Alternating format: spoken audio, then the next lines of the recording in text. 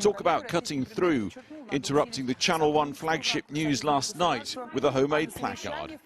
The studio director immediately cut away to something else. Marina Ovsyannikova, an editor at the state-owned and thus propaganda channel, presented a banner saying, "Stop the war. Don't believe the propaganda. They're lying to you." It's very bold, it's very brave, and I think it's important to put into context the program on which this happened. This is Channel 1. This is the biggest channel in Russia. In fact, broadcast, right across, not just right across the Russian Federation, but across the whole of the former Soviet Union, in effect, the inherited broadcast network from the USSR. Knowing she'd be arrested immediately, she prepared a video statement beforehand and prepped right down to that Ukrainian-Russian-themed necklace. То, что сейчас происходит на Украине, это преступление. И Россия страна-агрессор. И ответственность за эту агрессию лежит на совести только одного человека. И этот человек Владимир Путин. Мой отец украинец, моя мать русская. И они никогда не были врагами. К сожалению, последние годы я работала на Первом канале, занимаясь кремлевской пропагандой. И мне сейчас очень стыдно за это. Мы, русские люди, думающие и умные. Только в наших силах остановить все это безумие. Выходите на митинги, ничего не бойтесь. Они не могут пересажать нас всех. As normal in Russia, her lawyer then began more than 12 hours searching until she was located and duly delivered into court today.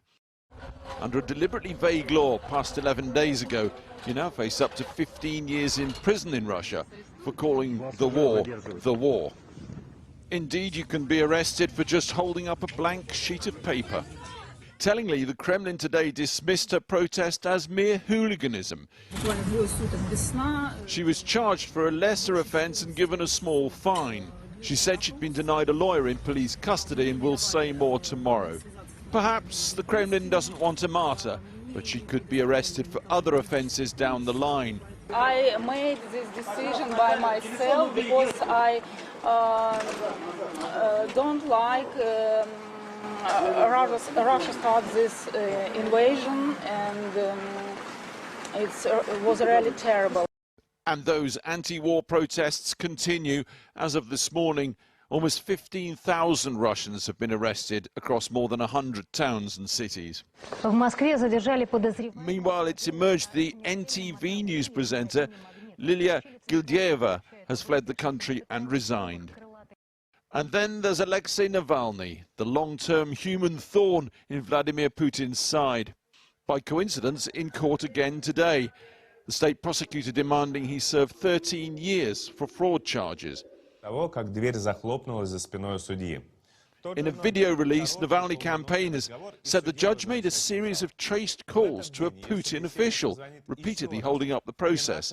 Sentencing is due March the 22nd. Back at Channel 1 today, they're still pumping out the message, of course. Today, the channel's boss and 50 more oligarchs were sanctioned. In response, the Kremlin sanctioned back its targets US President Biden and key staff, and Hillary Clinton. Well, one man who has experienced the Kremlin's attempts to crack down on dissent firsthand is Russian opposition politician Vladimir Kara-Murza. He has been the target of 2 assassination attempts by Russian agents, and in spite of that will be back in Moscow at the end of this month after a business trip to the US, from where he spoke to me earlier. I asked him, in the wake of Marina Ovsyanikova's arrest, just how much opposition there is to the war inside Russia. Well, first of all, it's an impossible question to ask in an authoritarian state where the vast majority of people lack access to objective information. And don't forget, for most Russian citizens today, they're not even aware that there is a war going on in Ukraine, that there are war crimes being committed by the Putin regime in Ukraine, that there are crimes against humanity being committed by the Putin regime in Ukraine. If you live in this bubble of the Kremlin propaganda machine, you're presented with this totally Orwellian reality that there's some kind of a targeted special operation designed against some imaginary neo-Nazis in the Ukrainian government. And perhaps even more importantly, don't forget that demonstrating against this war in Russia can get you up to 15 years in prison. This is the latest law that was signed by Putin earlier this month that criminalizes not just speaking out against the war, but even saying that there is one. And so we have to look at it in this context. And in this context, the fact that thousands of people all across Russia for almost 3 weeks now, have been going out to the streets to protest, to demonstrate, to say, this is not our war, this is not being done in our name, we are against this. This is frankly remarkable. And according to the latest count by human rights groups, more than 15,000 arrests were made throughout Russia, beginning on the 24th of February and to this day. So how much danger do you think opposition activists like yourself are now in? How much of a risk has this woman who stood up on the national news and protested, how much of a risk has she taken with her own life? Well, look, the risks for people who oppose Vladimir Putin have been there for years. Just a couple of weeks ago, we marked the 7th anniversary of the assassination of Russian opposition leader Boris Nemtsov, the most prominent political opponent of Vladimir Putin, who was gunned down literally on the steps of the Kremlin. You know, there were several assassination attempts against other Kremlin critics, including Alexei Navalny, who's also on trial as we speak now, including 2 assassination attempts through poisoning against myself. So we have lived with these risks and with these dangers for years. What we are seeing now is a massive escalation.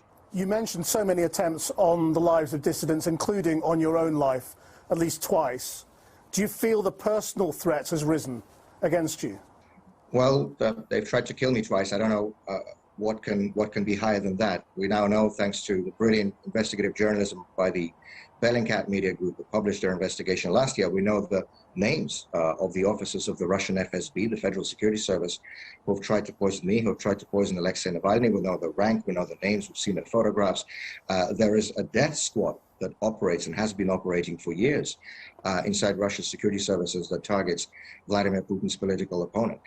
You know, again, those risks have been high for years, but Russia is our country. We care about our country. We care about the future of our country. And there's the old French saying, do what you must and come what may. From any perspective, the Russian invasion of Ukraine is not going as well as Putin would have wanted. It is taking time. Troops are bogged down. They are not making huge progress into the cities. Do you think Russian people are getting any sense of that? Well, again, for now, there's a total propaganda bubble that has been created and that is being maintained through the absence of those independent media voices that have all been shut down since the end of February. And don't forget, there's a major blockage of social media and internet services too. There's no Twitter, there's no Facebook. You know, one morning last week, I literally woke up in my apartment in Moscow and there was no Twitter, no Facebook, nothing worked on the phone. So don't underestimate the effects of this information blockade that has been imposed on the citizens of Russia. But having said that, we are seeing more and more breaches in this information blockade, including the brave Channel 1 producer whom you already referred to. And so I think it is inevitable that with time, there will be more and more streams of objective information that will be reaching the people of Russia. I think it is very important that Western countries, that Western democracies step up their efforts to provide objective news in the Russian language to the citizens of Russia. Because at the end of the day, the only strategic solution, the only end game, the only way to end these abuses and these wars and this repression is to get Vladimir Putin out of power. Only Russians, needless to say, can do that. Only Russians can affect political change in Russia. You know, once society gathers enough strength, once there are enough people, once there's that critical mass of people in society who are no longer willing to tolerate such regimes and their abuses, I think the writing's on the wall for them. Vladimir Kara-Murza, thank you very much indeed. Thank you for having me.